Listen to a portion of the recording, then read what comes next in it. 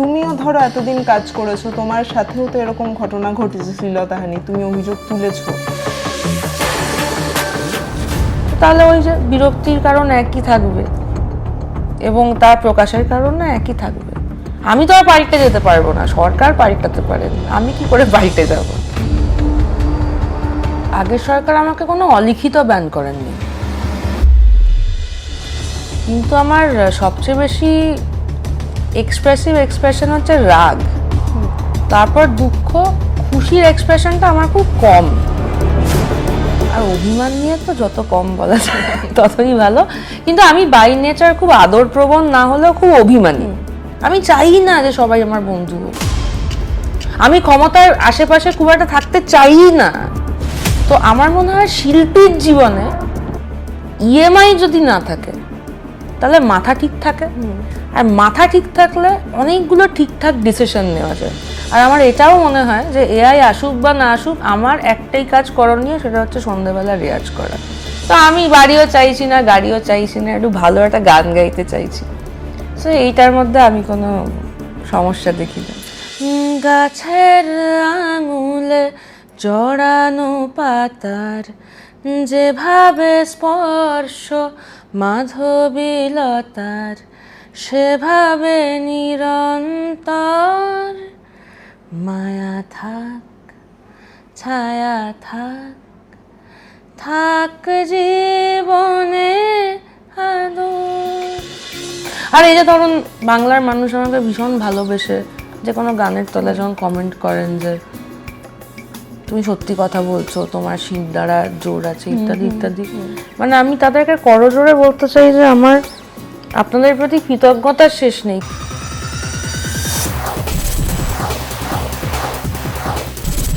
আজ আমাদের সঙ্গে যিনি রয়েছেন তার কণ্ঠ শুধু গান নয়, বহুদিন ধরে মানুষের অনুভূতির অংশ হয়ে উঠেছে।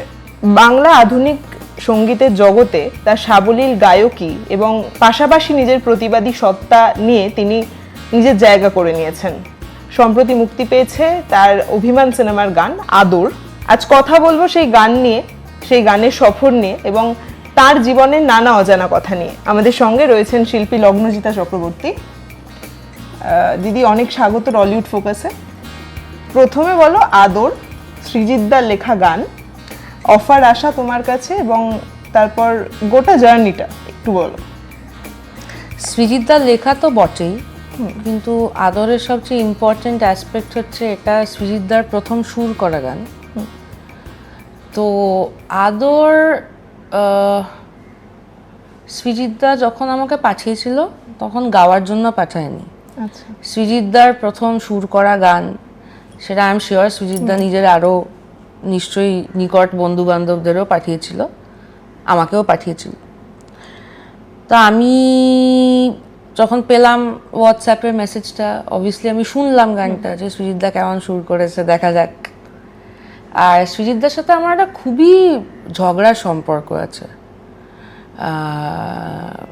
তো বেসিক্যালি আমি গানটা শুনতে কিন্তু বসেছিলাম যে কোন কোন ভুলগুলো বার করে এই জাস্ট এক্ষুনি ফোন করে ঝগড়া করব, সেই জন্যই শুনতে বসেছিলাম। কিন্তু শুনতে গিয়ে I was fairly surprised. I was like, বাহ, এটা তো বেশ চমৎকার একটা গান হয়েছে। তো আমি ওকে তখন বললাম ফোন করে যে, বাহ, তুমি তো বেশ ভালোই গানটা বানিয়েছো, খুবই ইমপ্রেসিভ। তো কে গাইছে, স্বাভাবিক প্রশ্ন। তো তখন বললো যে, আরে এটা মেয়েদের গলায় থাকছেই না অভিমানে, তো তোর প্রশ্নের উত্তর এটাই আর কি। না, আমি একটু খানিকক্ষণ একটু প্যান করলাম, ঘ্যান ঘ্যান করলাম, বাট ঠিক আছে, তারপরে আর কী করা যাবে। আর সৃজিতদার সাথে আমার মাঝে মধ্যেই এদিক ওদিক দেখা হতে থাকে কিছু না কিছু করে। হ্যাঁ, তো তার মধ্যে অনেকবার দেখাও হলো, সেটা নিয়ে আর কোনো কথাও হলো না, আমিও বললাম না, ও বললো না। তারপর একদিন হঠাৎ সন্ধ্যাবেলা না, একটু late evening, I was having early dinner নিচে আমার শ্বশুর শাশুড়ির সাথে। তো তখন সৃজিতদা ফোন করে বলল যে, কালকে তাহলে আমরা রেকর্ডিংটা করে নিই। কেন, কিসের রেকর্ডিং? বললো, আরে আদরের একটা ফিমেল ভার্সন। আলাম, ও আচ্ছা, ঠিক আছে, করে নিই। আর আমার একটা ব্যাপার হচ্ছে যে আমি যে কোনো মানুষের মতোই খুশিও হই, দুঃখও পাই, সবই হয়। কিন্তু আমার সবচেয়ে বেশি এক্সপ্রেশন হচ্ছে রাগ, তারপর দুঃখ। খুশির এক্সপ্রেশনটা আমার খুব কম। তো আনন্দ আমি খুবই পেয়েছিলাম, কিন্তু সেটার এক্সপ্রেশনটা ওরকমই ছিল যে হ্যাঁ ঠিক আছে চলো তাহলে কালকে করে নিই। আচ্ছা, এই আদর বা অভিমান এগুলো তো আমাদের খুব সূক্ষ্ম অনুভূতি আমাদের সবার। এই শব্দগুলোর মানে তোমার কাছে কি, বা এই অনুভূতিগুলো তোমার কাছে কেমন? আসলে এই শব্দগুলোর মানেটা যদি আমি বলে ফেলতে পারতাম তাহলে বোধহয় শব্দগুলো আর এই শব্দগুলোই হতো না। এই শব্দগুলোর মানেগুলো বলে ফেলা যায় না বলে এই শব্দগুলো এত ইম্পর্টেন্ট। যেমন আদর। আদর মানে মানুষ কুকুরছানাকে আদর করে, সেই মানুষই তার প্রেমিক বা প্রেমিকাকে আদর করে। যদি বাড়িতে একটু ওয়েস্টার্ন আবহাওয়া থাকে, আমার বাড়িতে যেটা একদমই নেই, তাহলে তারা তাদের মা বাবাকেও আদর করে। তা একটাই মানুষ যখন একটা কুকুরকে আদর করছে বা মাছকেও আদর করে, আমি দেখেছি মানুষকে মাছকে আদর করতে, সেটা যে সবসময় খুব গায়ে হাত, মাছের গায়ে হাত দিয়ে আদর করা তা না, মানে জাস্ট দ্য বডি ল্যাঙ্গুয়েজ যদি দাঁড়িয়ে দেখা যায় এটা ক্যামেরা, এটা সিনেমার মতো, তাহলে পুরোই আদরটা দেখতে পাওয়া যায়। তো আর অভিমান নিয়ে তো যত কম বলা যায় ততই ভালো। কিন্তু আমি বাই নেচার খুব আদরপ্রবণ না হলেও খুব অভিমানী, কাজেই আমার মনে হয় অভিমানের সংজ্ঞাটা আমার কাছে খুব ক্লিয়ার, আদরের সংজ্ঞাটাও খুব ক্লিয়ার। কিন্তু আদরের সংজ্ঞার মধ্যে যে আনক্লিয়ার ব্যাপারটা আছে, I think that is what makes Ador so Ador আর কি। So that is, I think that is the distinct point of Ador. আদরের লিরিক্সটাও প্রচণ্ড আর কি স্নিগ্ধ, মানে আমাদের যে পরিচিত অনুভূতিগুলো সেইগুলোকেই, মানে আমাদের আবেগগুলোকে আবার তুলে ধরা। প্রথম লিরিক্সটা পড়ে কি মনে হয়েছিল? প্রথম লিরিক্স পড়ে কিছুই মনে হয়নি, এবং এই প্রশ্নটা অবভিয়াসলি আমাদের সবাই করছে, কারণ এত সুন্দর লিখেছে সৃজিত দা গানটা। হ্যাঁ, যেহেতু সৃজিত দার সাথে, এটা আমি বললাম যে ওর সাথে আমার একটা খুবই মজার সম্পর্ক আছে, এবং আমরা যখন রিসেন্টলি অন্যান্য প্রমোশনে গেছিলাম তখন আমাদের এটাও জিজ্ঞেস করেছিল যে মানে আমাকেও আলাদা করে, মানে many people find me two be very difficult to handle. আমি জানি, I am aware of it. Srijit দাকে তো obviously many people find it very difficult to handle. তো আমরা দুজন দুজনকে সামহাও হ্যান্ডেল করে নিই। মানে আমার জীবনেও আরও অনেক মানুষ আছেন যারা আমাকে অবভিয়াসলি হ্যান্ডেল করে নেন, সৃজিত দার জীবনেও আছে, কিন্তু আমি আর সৃজিত দাও হ্যান্ডেল করে নিই দুজন দুজনকে। এবার এই হ্যান্ডেল করতে করতে যেটা হয়েছে সেটা হচ্ছে যে মানুষের সামনে আমাদের কাজ হয়তো খুব বেশি আসেনি, কিন্তু 2014 সময় যে সম্পর্কটা তৈরি হয়েছিল বসন্ত এসে গেছে গাওয়ার সময়, সেটা কিন্তু 2026-এ রয়ে গেছে। কারণ এই 12 বছরে আমাদের যে কত দেখা, কত কথা, কত আড্ডা, কত মান অভিমান, এবং ওর সাথে আমি সুপ্রিম লেভেলে ঝগড়া করি, ও করে। তো আমাদের সেই ঝগড়ার স্পেসটাও ভরপুর আছে, মানে এরকম না যে আমাদের খুব আদর আদর সম্পর্ক, আমাদের ম্যাক্সিমামটাই ঝগড়া হয়, এটা নিয়ে সমস্যা, ওটা নিয়ে সমস্যা, এটা ভাল লাগছে না, ওটা হচ্ছে না। কিন্তু এটা করতে করতে যেটা হয়েছে যে ও আমার পার্সোনাল, প্রফেশনাল তো বটেই, ও আমার পার্সোনাল লাইফের বেশ অনেকটা জানে। মানে আমি যদি পার্সেন্টেজ ওয়াইজ বলি 70-75% তো জানি, আমিও জানি ওর জীবনের। সেই জন্য ও যে লাইনগুলো লিখেছে এগুলো নিয়ে আমার কিছুই মনে হয়নি, কারণ আমি এক্স্যাক্টলি জানি যে কোন লাইনটা ও কেন লিখেছে, কোন ঘটনার পরিপ্রেক্ষিতে লিখেছে, কোন মানুষের কথা ভেবে লিখেছে, কোন সিচুয়েশনের কথা ভেবে লিখেছে। তো আমার কাছে গানটা মানে একদম স্পষ্ট ছিল আর কি, যে জাস্ট ও হ্যাঁ হ্যাঁ এটা আচ্ছা, এটা ওটা আচ্ছা, এটা আচ্ছা, ওকে ওকে, ম্যাপিং হয়ে গেল আজকে পুরোটা। আচ্ছা, এমন কোনো গান আছে যেটা মনে হয়েছে শুনে যে ইস, এই গানটা যদি আমি গাইতে পারতাম? আমার এরকম প্রচুর গান আছে, প্রচুর গান শুনে আমার মনে হয়, এবং আমি কোনোদিন এটাকে I don't really hold back my emotions on it. যাদের গান তাদেরকে প্রথমে অ্যাপ্রিসিয়েট করি ফোন করে, যে দারুণ হয়েছে গানটা, তারপরেই বলি যে কিন্তু আমি গানটা গাইতে পারলে আমি খুবই খুশি হতাম। এবং আমার মনে হয় শিল্পী হিসেবে এইটুকু লোভী হওয়ার আমি কোনো ক্ষতি দেখি না, কারণ আমি তো টাকা পয়সা আর কিছু চাইছি না। আর আমি যখন একটা গান গাইতে রাজি হই, অনেক ক্ষেত্রে হয়তো টাকা পয়সা নিয়ে প্রথমবার কথা বলি, আবার অনেক ক্ষেত্রে বলিও না।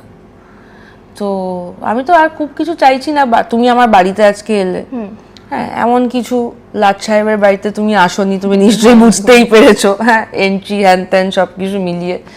তো আমি বাড়িও চাইছি না, গাড়িও চাইছি না, একটু ভালো একটা গান গাইতে চাইছি। তো এইটার মধ্যে আমি কোনো সমস্যা দেখি না। কলকাতায় এসে মেয়েদের জন্য থাকার সুরক্ষিত জায়গা নৌকাবাড়ি, আ প্রিমিয়াম লেডিস হোস্টেল। আচ্ছা, তোমার প্লে লিস্টে এখন কি ধরনের গান থাকে বা শুনতে পছন্দ করো? আমি মেজরলি আমি জানি না কেন, বাট প্রবাবলি আমি যেহেতু ইস্টার্ন ক্লাসিক্যালের পরিমণ্ডলে বেশি বড় হয়েছি, তো আমার জন্য না ওই দিনের কোন সময় কোন গান শুনতে হবে এইটার একটা ব্লকেজ আছে। মানে আমি কখনোই সকালবেলা ব্লুজ শুনবো না, আচ্ছা, আর মধ্যরাতে জ্যাজ শুনবো না। এবার এগুলোতে সবসময় খুব সিলেবাস মানে তা না, এটা হচ্ছে আমার নিজস্ব একটা সিলেবাস, এটা আমি নিজে মেনটেন করি। তো আমার বাড়িতে সারাক্ষণ গান চলে, এখন চলছে না কারণ আমরা ইন্টারভিউটা করছি বলে। কিন্তু অদ্ভুতভাবে আমি যদিও বা নিজে ভোকালিস্ট, এটা অনেকে আমার বড়রা শুনে আমাকে একটু ক্রিটিসাইজও করেছেন, মানে ভালো কনস্ট্রাকটিভ ক্রিটিসিজম করেছেন, বলেছেন যে লগ্ন তুই যদি অন্যদের গান না শুনিস তাহলে তুই নিজের গানটাকে কি করে ইমপ্রুভ করবি।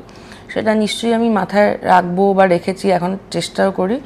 কিন্তু আমি ভোকালিস্ট হওয়া সত্ত্বেও I am majorly an instrument listener.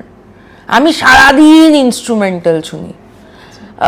Actually vocals আমি শুনি না, তার একটা কারণ হচ্ছে প্রবাবলি যেহেতু আমি ভোকালিস্ট, যখনই আমি ভোকালস শুনি আমার মনটা এত ওদিকে চলে যায় যে তখন আর আমি কোনো কাজই করে উঠতে পারি না। মানে হয়তো একটা ইম্পর্টেন্ট ফোন করার ছিল বা একটা ইম্পর্টেন্ট ইমেল করার ছিল, আমি এত ঢুকে গেলাম, আচ্ছা এটা এরকম কি করে গাইছে, এটা এরকম, তার হঠাৎ দেখলাম যে আচ্ছা পুরো মানে ভোকাল শুনলে আমার মনে হয় যে আমি একটা গানের ক্লাসে বসেছি, তখন আর আমার মনে হয় না যে আমি গান শুনছি। আচ্ছা ধরো তোমাকে যদি এই চয়েসটা দেওয়া হতো যে একই ধরনের গান গেয়ে তুমি তোমার জীবন বা জীবিকা নির্বাহ করতে পারবে, তাহলে কি ধরনের গান গাইতে বা চাইতে যে সুরকাররা এরকম গান তোমার জন্য ভাবুক? সেমি ক্লাসিক্যাল, যে গান গেয়ে আমি বড় হয়েছি, যে গান শুনে আমি বড় হয়েছি। এবং সেমি ক্লাসিক্যালের নিজস্ব বিউটি হচ্ছে যে সেমি ক্লাসিক্যাল গান যদি তুমি খুব খারাপও গাও, তোমার কোনো ইনস্ট্রুমেন্ট লাগবে না, কারণ গানগুলো মানে গানের কম্পোজিশনাল ভ্যালুটা এত বেশি। আর যদি তুমি খুব খারাপও গাও, ওই আবার কম্পোজিশনাল ভ্যালুটা এত বেশি যে শুনতে মোটামুটি ভালোই লাগবে। আর আমার মনে হয় যে আমি ছোটোবেলা থেকে মানে নিজে যখন প্রফেশনালি গান গাওয়া শুরু করলাম তখন আমি অনেক বেশি কথা নিয়ে ভাবা শুরু করলাম, কিন্তু আমি ছোটোবেলা অত কথা নিয়ে ভাবতাম না, আমি সুরটাই বেশি শুনতাম। আচ্ছা, তো সেই জন্য যে কোনো সেমি ক্লাসিক্যাল সেটা যে ভাষাতেই হোক না কেন, তাদের সুরটা এত স্বয়ংসম্পূর্ণ হয় যে ওটা নিজেই একটা মিউজিকের মতো বলে আমার মনে হয়। যে ইন্ডাস্ট্রিতে এত বছর কাটানোর পর কেরিয়ারের একদম শুরুর দিকের যে লগ্নজিতা আর এখনকার যে লগ্নজিতা, কি পার্থক্য মনে হয় সব থেকে বড়? আমার ক্যারিয়ারের শুরুতে মনে হতো যে জীবনে কিছু একটা করা উচিত। এখন আমার মনে হয় যে জীবনে কিছু না করে খুশি থাকা একটা সাংঘাতিক আর্ট, যেটা সবাই পারে না। তো আমি ছোটবেলা খুবই হাসলার ছিলাম, এদিক ওদিক করতাম, সারাক্ষণ ছুটছি।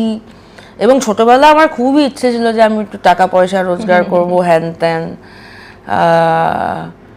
কিন্তু ঈশ্বরের অসীম কৃপায় আমি যেহেতু খুব ছোটবেলায় মোটামুটি ডিসেন্ট টাকা রোজগার করেছিলাম, ওই টাকাটা রোজগার করার পরেই আমি রিয়েলাইজ করলাম যে আমি টাকা রোজগার করার পরে যেগুলো করব বলে ভেবেছিলাম সেগুলো আমি কোনোটাই করলাম না। কারণ যতদিনে আমি ওই টাকাটা রোজগার করতে পারলাম, যেই আমার মনে হলো যে আমি আবার এগুলো করতে পারবো, ফর এক্সাম্পল গাড়ি কেনা, যে আমি রিয়েলাইজ করলাম যে আমি যতদিন আমার গাড়ি কেনার টাকা ছিল না, আমার মনে হতো যে আমার ওই টাকাটা হলে খুব ভালো হয়, তাহলে একটা গাড়ি কিনবো। যখন টাকাটা হয়ে গেল তখন আর মনে হলো যে ধুর, টাকাটা তো হয়েই গেল, তাহলে আর গাড়ি কিনে কি হবে। তো আমি ছোটবেলা ওরকম থাকলেও এখন আমার জাস্ট মনে হয় যে মানে তুমি যদি আমাকে জিজ্ঞেস করো যে আমাকে যদি ছোটবেলা জিজ্ঞেস করতে যে তোমার আইডিয়াল দিন কেমন হওয়া উচিত, তাহলে আমি বলতাম যে সকালে উঠে স্নান করে রেডি হয়ে, মানে একটা হ্যাঁ, প্রপার fact একটা দিন। এখন যদি তুমি আমায় জিজ্ঞেস করো যে তোমার আইডিয়াল দিন কিরকম হওয়া উচিত, আমার আইডিয়াল দিন হওয়া উচিত, বা হয়ও আমার আইডিয়াল দিনই আমার বেশিরভাগ দিন। আমি আমার জীবনটাকে ওরকমভাবে ফর্মুলেট করে নিয়েছি যাতে আমি আমার আইডিয়াল দিনগুলো অ্যাটলিস্ট সপ্তাহে 3 থেকে 4 দিন কাটাতে পারি। সেটা হচ্ছে, আর অদ্ভুতভাবে আমি আজকাল খুব সকাল সকাল উঠে পড়ি নিজেই। আর প্রথম 2 ঘন্টা হচ্ছে কিছু না করা, এটা হচ্ছে আমার আইডিয়াল দিন। হ্যাঁ, তারপর একটু বাড়ি ঘরদোর একটু গোছানো, একটু ডাস্টিং করা, একটু ঝাড়পোছ দেওয়া, একটু সাজানো, একটু ফ্রিজটা দেখা কি আছে না আছে। হ্যাঁ, আবার এই সমস্ত করতে করতে দুপুর হয়ে গেল। দুপুরে খাওয়া, সুন্দর ভাত টাত খেয়ে একটু ঘুমোনো, ঘুমিয়ে সন্ধ্যাবেলা ওঠা, উঠে একটু রেয়াজ করা, একটু এক্সারসাইজ করা, নিচে গিয়ে একটু শ্বশুর শাশুড়ির সাথে কথা বলা। আমাদের একটা কুচো আছে বাড়িতে, আমাদের ভাগ্নে কাফকা। কাফকা যদি আসে, কাফকার সাথে একটু খেলা, তো খেয়ে দে আবার একটু টুকটাক টুকটাক করে ঘুমিয়ে পড়া। এটা হচ্ছে আমার এখনকার আইডিয়াল জীবন। মানে খুব সাধারণ, খুব অল্পেই। খুব অসাধারণ, কারণ এটা অ্যাচিভ করতে গেলে অনেক কিছু করতে হয়। তো এটা একবার অ্যাচিভ করে ফেলতে পারলে তখন মনে হয় যে না না, আমি আর বাড়ি থেকে বেরোতে চাই না। তোমাদেরকেও আমি সবাইকে বাড়িতে ডেকে নিচ্ছি।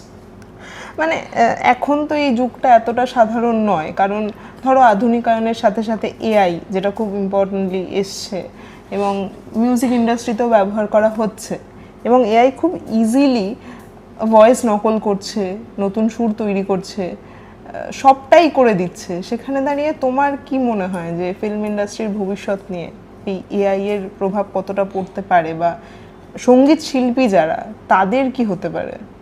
আমার কিছুই মনে হয় না, কারণ আমার এটাই মনে হয় যে যেদিন যেটা হওয়ার সেদিন তো সেটা হবেই। আর আমার এটাও মনে হয় যে ভালো মন্দ যাহাই আসুক সত্যের এলেও সহজে। আর আমার এটাও মনে হয় যে এআই আসুক বা না আসুক, আমার একটাই কাজ করণীয়, সেটা হচ্ছে সন্ধ্যেবেলা রেয়াজ করা। কাজেই সেটা মানে এআই এর কথা ভেবে আমি এখন আমার রেয়াজটা করলাম না। হ্যাঁ, এইটা আমার কোনো খুব কাজের কথা বলে আমি মনে করি না। আর আমার হাতে আছে রেয়াজ করা। আর আমার খুব মনে হয় যে শিল্পীদের একটু নিজের সাথে সময় কাটানো উচিত। মানে শুধু রেয়াজ করে নিজেকে সময় না দিয়ে, গানটা সুরে হতে পারে কিন্তু গানের মননটা পাল্টে যেতে পারে। তো এআই এর মতো চলবে, আমি আমার মতো ভাববো আর রেয়াজ করব। কলকাতায় এসে মেয়েদের জন্য থাকার সুরক্ষিত জায়গা, নৌকাবাড়ি, আ প্রিমিয়াম লেডিস হোস্টেল। একটা জিনিস বলো, এই যে ধরো শুধুমাত্র গান তো নয়, তোমার আরেকটা দিক, মানে এই যে সব কিছু অন্যায় দেখলেই প্রতিবাদ করা, এইটা তোমার কতটা মনে হয় যে তোমার সঙ্গীত জীবনকে কমপ্লিমেন্ট করে বা ক্ষতিও করে পাশাপাশি কোনোভাবে? সঙ্গীত জীবনকে কমপ্লিমেন্ট হয়তো করে না, কিন্তু আমার তো আর কিছু করণীয় নেই। মানে ধরো এখানে একটা ডাইকটমিও আছে যে সব কিছু খারাপ আর সব কিছু ভালো বিচার করার আমি কে? আমার কি খারাপ ভালো নেই? বা আমাকে কি লোকে পয়েন্ট করে বলতে পারে না যে তোমার এই এই খারাপগুলো আছে, তুমি এই এই অনৈতিক কাজগুলো করো? অফকোর্স করি, কিন্তু ধরো যেগুলো একদম অ্যাকর্ডিং টু ল খারাপ কাজ, রেপ বা খুন, যেগুলো আমাদের দেশের সংবিধান বলে খারাপ কাজ পিরিয়ড। নৈতিকতার তো আবার নানান লেভেল থাকে, কার কাছে কোনটায়। তো সেরকম একটা কিছু হলে আমার মানে রুখে, মানে আমার নিজের মতো করে প্রোটেস্ট করা ছাড়া আমার আর কোনো উপায় নেই। তার কারণ সকালে উঠে ব্রাশ করার আগে তো তুমি ভাবো না, তুমি তো সকালে উঠে by reflex you start brushing your teeth, right? তো এইটা আমার জন্য এতটাই সহজাত যে আমার এইটা ছাড়া আর অন্য কিভাবে রিয়্যাক্ট করার কথা এটা আমি জানি না। যদি জানতাম হয়তো করতাম, কারণ ক্ষতিই তো হয় ম্যাক্সিমাম। কিন্তু এই ইংরেজিতে নি জার্ক রিয়াকশন বলে একটা কথা আছে, যখন ঘটনাটা ঘটে ওটাই আমার নি জার্ক রিয়াকশন হয়ে যায়। পরে 1 মাস বাদে ভাবলে মনে হয় যে উফ বাবা, একটু মাথা ঠান্ডা করে ডিল করলেই হয়তো পারতাম। কিন্তু তখন ভেবে আবার অনেক কিছু ভাবি যে ও শিখলাম, ও লার্নিং ফ্রম এক্সপিরিয়েন্স হ্যান্ড ত্যান। তারপর আবার 3 বছর পর যখন একটা ঘটনা ঘটে, that is my exact knee jerk reaction. এবং এটা আমার এখনকার গল্প না, আমার মা বাবাকে জিজ্ঞেস করলে শুনবে ছোটোবেলা থেকে আমি এরকম কলহ লগ্নে জন্মেছি, সারাক্ষণ কলহ করে যাচ্ছি। কাজে এটা আমার ছোটোবেলার বদ অভ্যেস। সবসময় যে খুব ভাল লাগে তা না, কিন্তু আমি আর কি যে করবো সেটাই বুঝতে পারি না। I do not know of any other reaction, that is the problem. আর এই যে ধরুন বাংলার মানুষ আমাকে ভীষণ ভালোবেসে যে কোনো গানের তলায় যখন কমেন্ট করেন যে তুমি সত্যি কথা বলছো, তোমার শির দ্বারা জোর আছে, ইত্যাদি ইত্যাদি, মানে আমি তাদেরকে করজোরে বলতে চাই যে আমার আপনাদের প্রতি কৃতজ্ঞতার শেষ নেই। কিন্তু আমি কিন্তু এগুলো মানে আমাকে মহান ভাবার কোনো এই জন্যই কারণ নেই, কারণ এটা আমার খারাপগুলো যেরকম আমার খুব সহজাত, এটাও আমার সহজাতই। মানে এটা আলাদা করে কোনো স্কুল অফ থট না যেটা আমি রোজ সকালবেলা নিজেকে 1 ঘন্টা এটার জন্য প্রিপেয়ার করি যে আজকে সত্য কথা বলিতে হইবে, অন্যায় দেখলে রুখে দাঁড়াতে হইবে, এরম না। আমি ছোটবেলা থেকেই সত্যি কথাই বলি, and I land up in all sorts of trouble because of this. তো I am just maintaining the same stance. মানে এটা খুব বড় কোনো ব্যাপার বলে আমার, বরঞ্চ উল্টোটা যেটা, ওটা আমার জন্য অনেক কমপ্লিকেটেড একটা প্রসেস। যে ও সারাক্ষণ হাসা, সবার বন্ধু হয়ে যাওয়া, আমার সবার সাথে ভালো। আমি আমি আমি ছোটবেলা থেকে এটা মেনটেন করেছি, আমি একটা জয়েন্ট ফ্যামিলিতে বড় হয়েছি। সবার বন্ধু আমি হতে ইন্টারেস্টেডই নই, আর আমি চাই না যে সবাই আমার বন্ধু হোক। ওইগুলো আমার জন্য বেশি, মানে যেগুলো মানুষ ভাবেন যে লগ্নজিতে এটা কি এক্সেপশনাল করছে, ওটাই আমার অর্ডিনারি। আর যেটা মানুষের অর্ডিনারি মনে হয় ওটা আমার জন্য এত এক্সেপশনাল যে ওটা করার জন্য আমাকে ওই আলাদা করে রেয়াজ করতে হবে, এক্সারসাইজ করতে হবে টাইপের। আমি চাই না যে সবাই আমার বন্ধু হোক, আমি ক্ষমতার আশেপাশে খুব একটা থাকতে চাই না। কাজে এইটাই আমার জন্য নর্মাল। বরঞ্চ ক্ষমতার আশেপাশে যদি থাকতে হয় তাহলে আমাকে ওই আর কি সকালবেলা একটা কোনো মানে সেই মোটিভেশনাল স্পিচ শুনে টুনে নিজেকে সারাদিনের জন্য রেডি করতে হবে।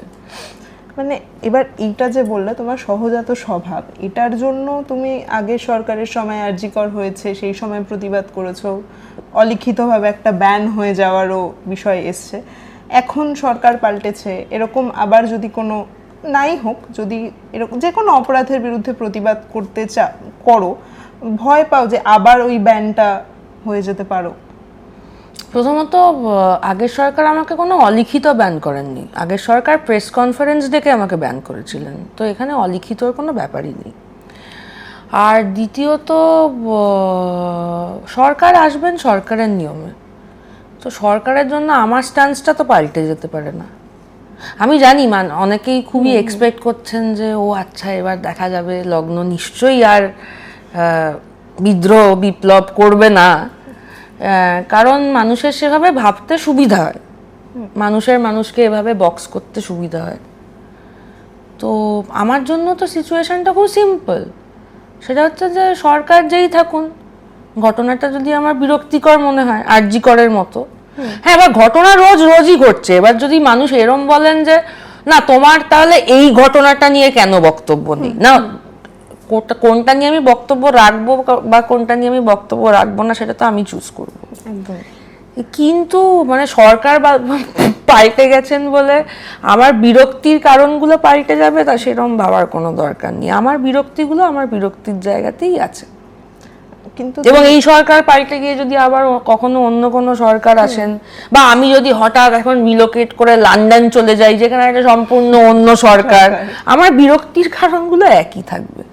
কলকাতায় এসে মেয়েদের জন্য থাকার সুরক্ষিত জায়গা নৌকাবাড়ি, আ প্রিমিয়াম লেডিস হোস্টেল। তুমিও ধরো এতদিন কাজ করেছো, তোমার সাথেও তো এরকম ঘটনা ঘটেছে শ্লীলতাহানি, তুমি অভিযোগ তুলেছো এর আগে, সেখানে কতটা পাশে পেয়েছো মানুষকে বা ইন্ডাস্ট্রির লোকজনকে? প্রথমত আমি খুব একটা পাশে পাওয়ার আশা নিয়ে জীবন চলি না। আমি ভীষণ একা থাকতে পছন্দ করি এবং আমি দারুণ একা থাকতে পারি। মানে কিছু একা থাকা হয় যে আমি একা থাকি, দেখতেই পাচ্ছ এত বড় বাড়িতে আমি একা থাকি, অ্যান্ড আই লাভ ইট। এবং আমি অনেক ছোটবেলা বুঝে গেছিলাম যে মানুষের অপ্রিয় কথা বললে মানুষকে পাশে পাওয়া যায় না। তাই মানুষকে পাশে পাওয়া নিয়ে আমার খুব একটা যে বিশাল কোনো চিন্তা ভাবনা আছে তা না। আর শ্লীলতাহানির ব্যাপারটা হচ্ছে যে আমার এইটা নিয়ে এই জন্য আমি খুব বেশি কথা বলি না, তার কারণ হচ্ছে যে শ্লীলতাহানির হলে একটি মেয়ের যে বেসিক মানে শারীরিক যে কষ্ট টষ্ট সেগুলো তো আমি ছেড়ে দিলাম, এই ভিকটিম ব্লেমিং এর যে ব্যাপারটা থাকে মেয়েটির আস্তে আস্তে বা তারপর থেকেই মনে হতে থাকে যে আমি নিশ্চয়ই কিছু করেছি, আমারই নিশ্চয়ই দোষ, আমার না জিনে কিছু একটা আছে, আমার এটা মনেই হয় না। যে ঘটনাটার কথা তুমি বলছো সেই ঘটনাটা যেদিনকে ঘটেছিল আমি ওখান থেকে বেরিয়ে তার 1 ঘন্টা বাদে ওই সান্টা ক্রুজেই আমাদের আরেকটা বন্ধুর বাড়িতে আমার আর এবং সাত্তকীর সেদিনকে ডিনার ইনভিটেশন ছিল। আমি ওখানে কিছু কাজ টাজ করে সেখানে ডিনার ইনভিটেশনে গেছিলাম, খেয়েও ছিলাম। তার কারণ আমার সামহাও এটা মনেই হয় না যে, আমার মনে হয় যে হ্যাঁ উনি করেছেন, ওনার প্রবলেম। এবার আমার সামনে দাঁড়িয়ে যদি 50টা লোকও বলে যে না না তোমার প্রবলেম, আমার এমনিতে কিছু একটু সুবিধা আছে, আমার একটু ওই দৃঢ়চেতা ব্যাপারটা তো সব জায়গাতেই একটা তার প্রতিফলন ঘটে, তো এক্ষেত্রেও তাই। তো সেই জন্য এরকম অনেক ঘটনাই ঘটে আমার জীবনে যেটায় আমার কিছু এসে যায় না, কারণ আমি ওই ভিকটিম ব্লেমিংটা নিজেকে করি না। কিন্তু সবাই তো সমানভাবে রিয়্যাক্ট করতে পারে না একটা সিচুয়েশনে।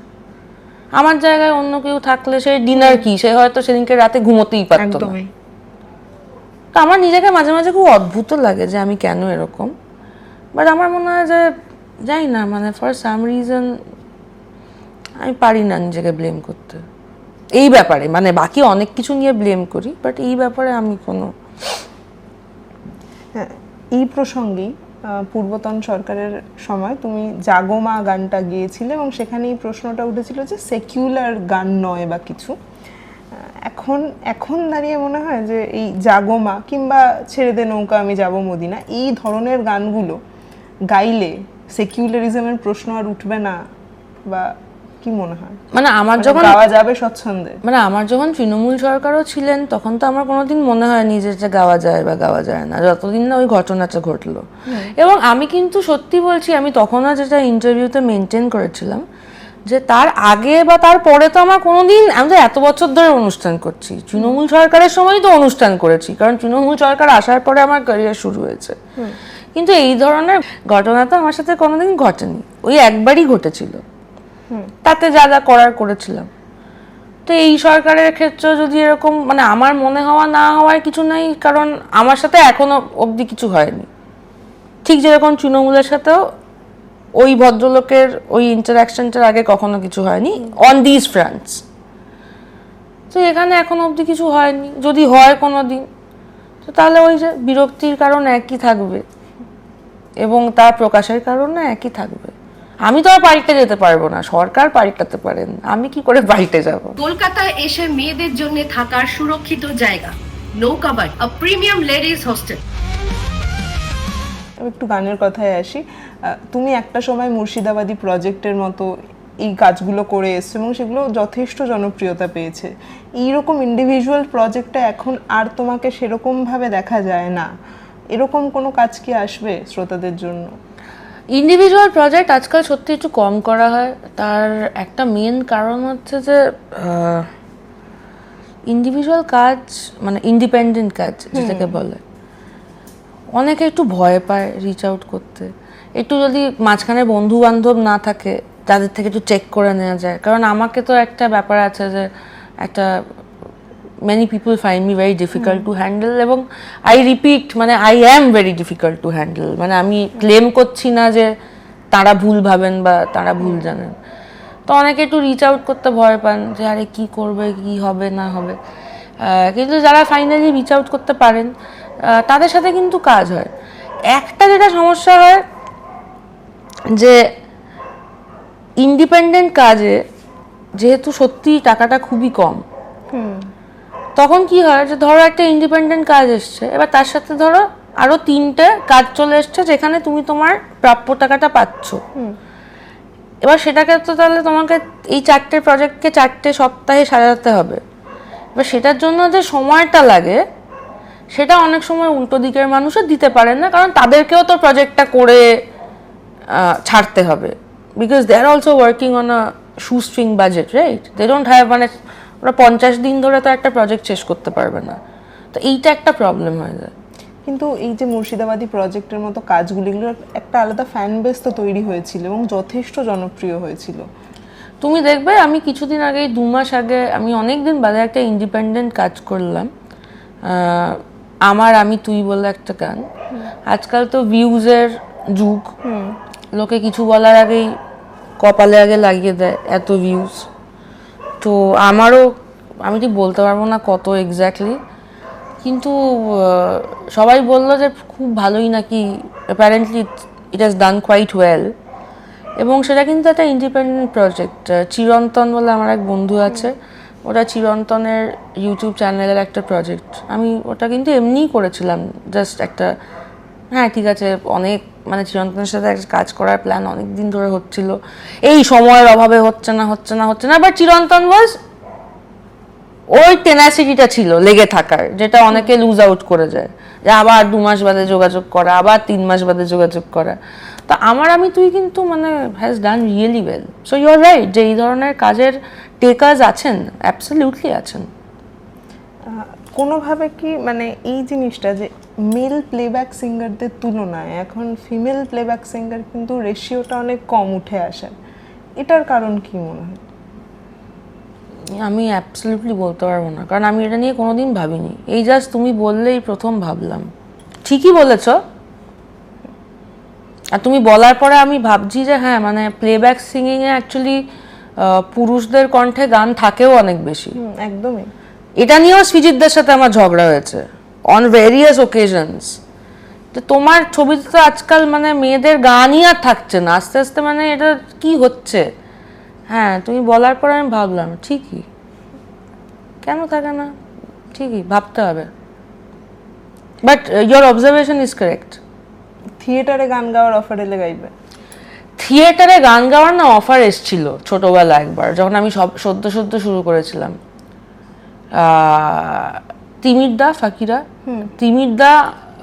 তিমিরদা আমাকে অফার করেনি, মানে মিউজিক ডিরেকশন করছিল তিমিরদা, কিন্তু অন্য কেউ, মানে ওই থিয়েটারের গ্রুপের যার হয়তো যোগাযোগ করার ছিল সে যোগাযোগ করেছিল। কিন্তু ছোটবেলা তো আমি আরো রাগী ছিলাম আর আরো দুর্বিনীত ছিলাম, আমি জানি সেটা, যে সময় আমি ইন্ডাস্ট্রিতে এসেছিলাম বেসিক্যালি। তো আমি নাকি তার সাথে তখন কি সমস্ত খুবই খারাপ ব্যবহার করেছিলাম, সেটা পরবর্তীতে আমাকে তিমিরদা জানিয়েছিল যে তোর সাথে তো যোগাযোগ করা হয়েছিল, তুই তো ওর সাথে যেরকম করে কথা বলেছিস, ও আর ভয়েই তোকে ফোন করলো না। এরকম নানান জায়গায় অনেকেই বলেন এরকম। আচ্ছা, এমন কোন শিল্পী আছে যার সাথে ডুয়েট করতে চাও? এমন কোন শিল্পী, এমন অনেক শিল্পী আছেন যার সাথে আমি ডুয়েট করতে চাই। একজন নাম বললে বলতে হবে হরিহরন। নিজের কোন গান শ্রোতাদের আবার শুনতে বলবে নতুন করে? আমার একটা গান আছে, এ রাতের আশকারাতে বলে, ওটা তখন খুব হিট করেছিল, এখন আর মানুষ শোনেন কিনা জানি না। যদি না শুনে থাকেন একবার শুনতে পারেন ইউটিউবে। আমার জাস্ট মনে হয়েছিল যে, কারণ ওই গানটা যে বানিয়েছিল দীপতার্ক, আমার খুব কাছের বন্ধু, দীপতার্কর মাথাটা খুব অন্যভাবে কাজ করে। তো আমাদের বাংলা গানের যে একটা প্যাটার্ন আছে, দীপতার্ক ওভাবে ভাবতেই পারে না, উইচ ইজ ওয়াই দীপতার্ক বম্বে চলে গেল, কারণ ওর কাজও এখানে মানুষ ঠিক বুঝতে পারছিলেন না, ও মানুষের কাজ ঠিক বুঝতে পারছিল না। তো ওই এ রাতের আশকারাতের গানটার একটা অদ্ভুত ইন্টারন্যাশনাল প্যাটার্ন অফ অ্যাপ্রোচ আছে, যেটা আমার খুব চমৎকার লেগেছিল। আজও অর্ধাঙ্গিনীতেও তোমার নতুন কাজ আসছে, সেইটা নিয়ে যদি কিছু। ইনফ্যাক্ট অ্যাজ উই টক, যখন টেলিভাইজ করবে আমি জানি না, বাট অ্যাজ উই টক আজকে বিকেল 4টে রিলিজ করবে গানটা। আর কি কি কাজ আসছে? আরো অনেক কাজ আসছে, কিন্তু সেগুলো তো আমাদের এখন বলা বারণ থাকে আর কি, প্রেমে পড়া বারণের মতো, এখন বলা বারণ। কলকাতায় এসে মেয়েদের জন্য থাকার সুরক্ষিত জায়গা, নৌকাবাড়ি, আ প্রিমিয়াম লেডিজ হোস্টেল। আচ্ছা, ইন্ডাস্ট্রিতে যারা নতুন আসছে এই সঙ্গীতের জগতে, কোনো সাজেশন দেবে তাদের? হ্যাঁ, আমি একটা সাজেশন সবাইকে দিই, কিন্তু তারপরে সেটা নিয়ে সবাই খুব হাসাহাসি করে। সাজেশন? ইনফ্যাক্ট সেদিনকেই ওই আজও অর্ধাঙ্গিনী ট্রেলার লঞ্চে আমার একজন জুনিয়র বাড়ি যাওয়ার আগে আমাকে বললো, লগ্নদি একটা ছোট অ্যাডভাইস দাও। তা আমি ওকে দিলাম। তো ও প্রথমে খুব অবাক হয়ে গেল, তারপর আমাকে একটু ভেঙে বোঝাতে হলো আর কি। সেটা একটু বলো সাজেশনটা। সেটা হচ্ছে, দেখো, গান বাজনার সাজেশন দেওয়ার তো আমি কেউ নই, কারণ আমি যে গানটা গাই এরম গান বাঙালির ঘরে ঘরে মানুষ গান। হ্যাঁ, আমি তো কোনো খাঁ সাহেব নই, আমি কৌশিকী চক্রবর্তীও নই, আমি শ্রেয়া ঘোষালও নই, আমি সোমলতা দিও নই, মানে যদি গানের ফিনেস নিয়ে কথা বলা হয়। আমি খুবই সাধারণ গান গাই, আমি জানি আমি কি গানটা গাই। তো গানের অ্যাডভাইস আমি দেওয়ার কেউ নই। কিন্তু আমার মনে হয় যে আফটার আ পয়েন্ট যুদ্ধটা আর গানের থাকেও না, যুদ্ধটা মাথার হয়ে যায়, বা লড়াইটাও মাথার হয়ে যায়, বা জার্নিটাও মাথার হয়ে যায়। কারণ গান সবাই গাইছেন, রেয়াজ সবাই করছেন, কে আর রেয়াজ করেন না বলো? সবাই রেয়াজ করেন। আমি আমার মতো ফাঁকিবাজি আমি এখন রেয়াজ করি লাস্ট 10 বছর, বাকিরা তো করেনি। তো আমার মনে হয় মাথা ঠিক রাখার আজকের ডেটে একটা খুব সিম্পল একটা মেথড আছে, সেটা হচ্ছে আ নো ইএমআই লাইফ।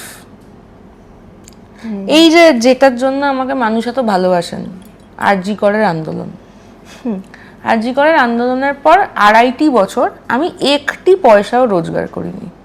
ওই বিদেশে একটা দুটো না, 5-6টা শো করেছিলাম, দ্যাটস অ্যাবাউট ইট। আর আমার রেকর্ডিং থেকে, মানে আমার প্লেব্যাক থেকে আমার যে রোজগার, একটি পয়সা আমি রোজগার করিনি 2.5 বছর।